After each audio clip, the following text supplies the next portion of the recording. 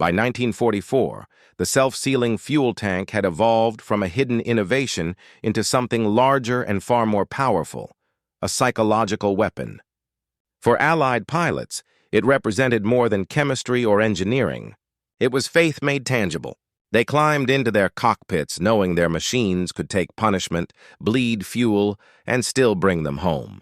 It gave every mission a different rhythm: confidence instead of hesitation, aggression instead of fear. The roar of a 50-caliber gunship diving into a formation of enemy fighters carried not just firepower but certainty. They could survive the return fire. On the other side of the front lines, that confidence inverted into dread. For Luftwaffe pilots defending the skies over Münster or Bremen, the war had become a battle not only of machines, but of mortality. Diaries from German squadrons told of the horror of seeing comrades vanish in one spark and of bombers that bled black smoke but refused to fall. The same disbelief echoed in the Pacific, where Japanese naval aviators, flying light, agile Zeros built without armor, envied enemy machines that refused to die. Every tracer round fired at an American plane felt like a desperate wager against impossible odds.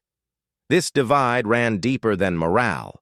It changed the way both sides fought. Allied air crews, shielded by technology, could prolong dogfights and finish missions even with fuel lines torn and wings holed. Axis pilots, haunted by the ever-present threat of fire, began flying defensively, prioritizing escape over pursuit. The aggressors of the early war had become the hunted, worn down not only by losses, but by the psychological certainty that their enemies could survive what they could not. Propaganda units in Berlin and Tokyo tried to bury the truth, calling the reports of fireproof American planes exaggerations or tricks of luck. But soldiers and civilians alike whispered the same stories, of B-17s that would not burn, of Hellcats that came home blackened but whole. In war, belief is as real as armor. By 1944, the self-sealing tank had come to symbolize something larger than material advantage. It was proof that technology itself could defy death, and that in the balance between courage and science, the future now belonged to those who could build their survival. By 1944, the Pacific had become a vast proving ground for the quiet miracle that kept American aircraft alive. From the decks of carriers like the Essex, Enterprise, and Intrepid, squadrons launched daily into skies that shimmered with heat and smoke, pushing deeper into Japanese-held territory with each passing month. In the early years of the war, such relentless operations would have been unthinkable. Pilots feared not bullets but fire, the flash that could turn a successful mission into a mid-air cremation. Now, the numbers told a different story.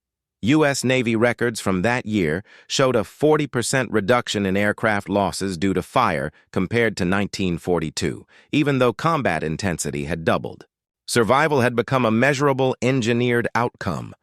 For American aviators, this meant freedom. Self-sealing tanks gave them confidence to fly lower, strike harder, and take risks once deemed suicidal. F-6F Hellcats and TBF Avengers dove through walls of anti-aircraft fire to hit shipping convoys and island fortifications, often returning with wings riddled and fuselages leaking. Yet they came back. Their fuel tanks, once punctured, bubbled and swelled, shutting themselves like living wounds. Carrier deck crews grew accustomed to patching bullet holes on planes that should have been lost, sending them back into the air within hours. The technology had quietly transformed the tempo of naval warfare. What had once been single, high-stakes raids evolved into sustained, grinding offensives across the Pacific. Japanese commanders noticed the shift with growing alarm. Their reports described American attacks as recklessly fearless, a phrase that masked despair.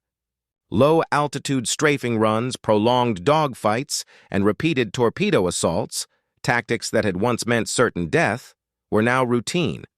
The contrast was cruel. Japanese aircraft, built for range and agility, remained unprotected. Each tracer hit brought instant fire, each lost pilot an irreplaceable veteran.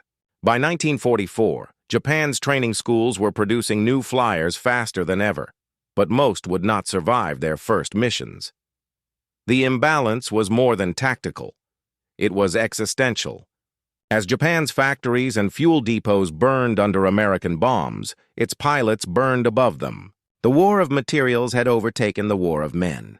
In every American plane that leaked and lived, the industrial truth was written. The battle for survival had been won long before the trigger was pulled. For all its triumphs, the self-sealing fuel tank was never invincible. Pilots and engineers alike knew its limits. A burst from a 20mm cannon or a direct hit from high-explosive flak could still tear a plane apart before chemistry had time to react. The system's genius lay in survival from the ordinary, not the catastrophic. Yet even this came at a price. Each layer of rubber, fabric, and adhesive added precious weight, a penalty early pilots of the P-38 Lightning and P-47 Thunderbolt learned to feel in every climb. Range shortened, maneuverability dipped, and in the unforgiving calculus of war, every extra gallon of fuel mattered. Maintenance crews discovered other frustrations. The tanks breathed, releasing faint vapors of gasoline that clung to cockpits and hangars. In the tropical heat of the Solomons or the Philippines, the smell of raw rubber became part of daily life, mixing with oil and sweat until it defined the scent of the war. Mechanics complained of swelling seams and slow leaks, but the trade-off was understood. Better a damp cockpit than a burning one. Engineers listened and refined. At Goodyear, Firestone, and the Army's Materiel Command, chemists introduced improved linings and synthetic compounds, pre-vulcanized layers that resisted decay and stayed flexible after months of exposure. By 1944, new mixtures like Thiocol B made the tanks lighter, more durable, and less prone to chemical breakdown. Even Japan, struggling beneath blockade and scarcity, recognized the necessity of the idea. Late war fighters such as the Nakajima Ki-84 Hayate were fitted with partial self-sealing protection around the cockpit and wing roots. But the effort came too late. Inconsistent materials, lack of fuel, and collapsing supply chains doomed the program before it could mature. The principle, however, had already reshaped aviation. Designers across every nation had learned the same harsh equation: a little less speed for a great deal more life. What had begun as a wartime expedient became doctrine. The balance between agility and protection, once a matter of national philosophy, was settled by necessity. On drawing boards in 1945, the first blueprints of the jet age already carried the lesson carved in rubber and fire. Survival was now part of design,